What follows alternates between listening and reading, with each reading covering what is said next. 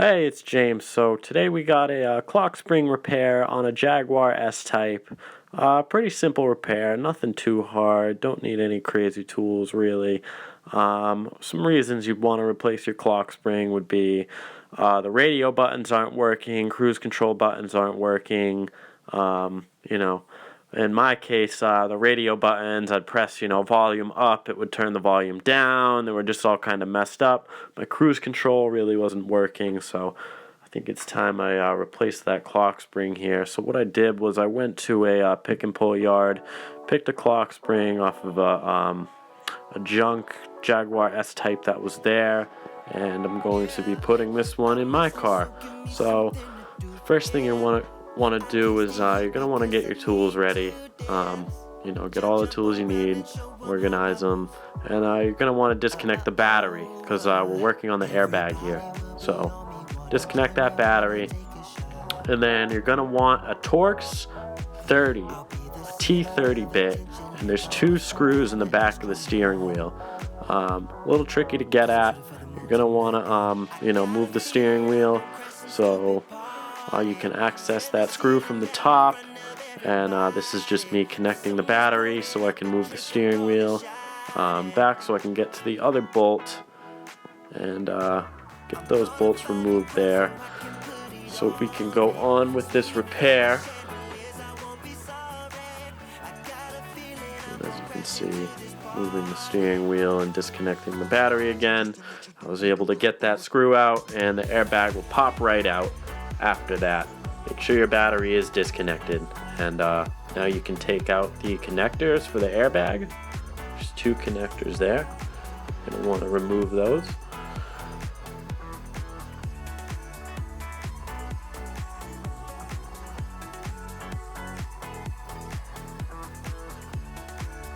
And the airbag will come right off. You can just set that to the side there.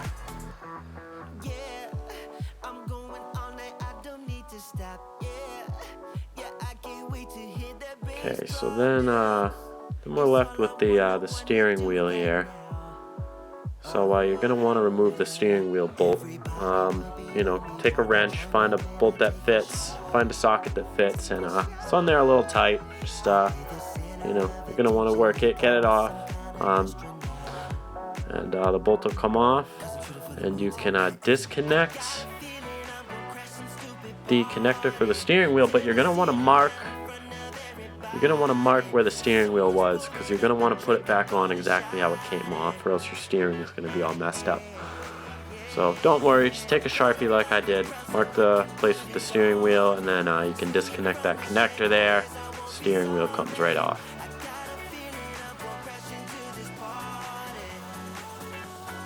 You can set that to the side there like I did. Then next, there's going to be 2 Phillips heads on the bottom of the steering column. Take those off, and the plastic will come right off there.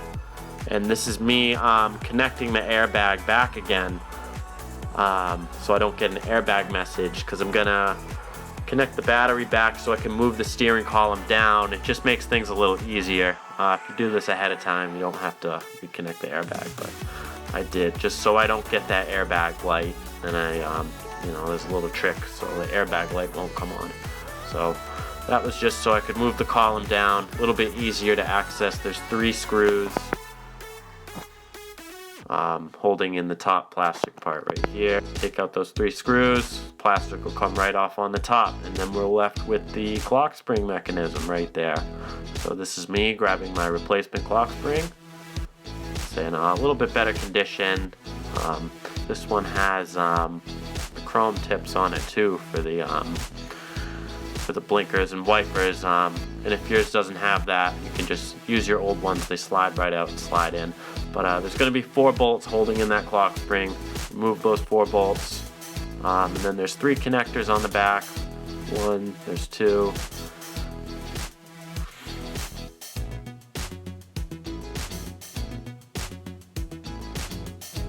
Third connector come out, clock spring will come right off. And this would be the time where if you don't have the wiper and blinker mechanism, you could just slide those on your new one. Mine already has it. So you can put your new clock spring in place. Slides right on. And then this part here, you're going to want to pay attention. The directions are right on the front of it.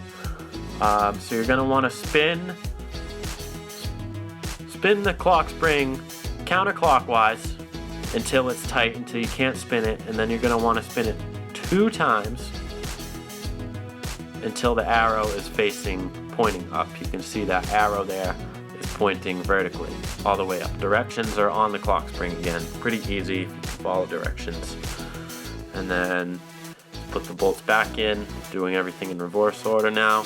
Tighten up that new clock spring, that plastic piece on, and then there's 3 screws. Put those 3 screws back in the bottom. A little tricky, but you know, with a little finesse you can get those back on there.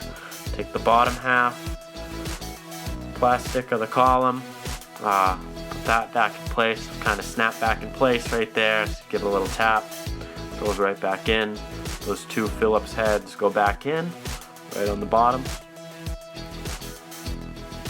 And then you can slide your wheel on. This is where the marks come in handy.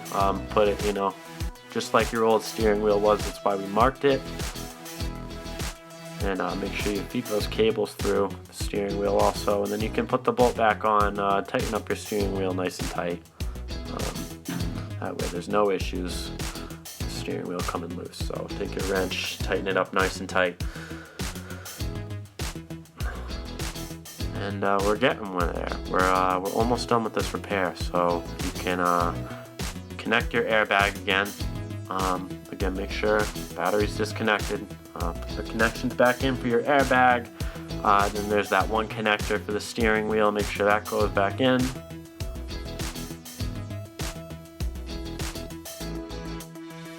And then you can fit your airbag back into place. Make sure it's nice and snug in there. And then you're going to take your Torx 30 bit again and tighten those screws back up. Those 2 screws that we took off in the beginning, you're going to want to tighten those back up. Once those are on, you're pretty much done. You can reconnect the battery here, turn the car on, and give everything a test there. So, testing my radio buttons, they're working perfectly. Cruise control, which was working. Make sure your steering wheel is okay. Test your blinkers, your wipers. In my case, everything was a success, so everything's working good here. So no more issues. Cruise control's working, radio buttons are working.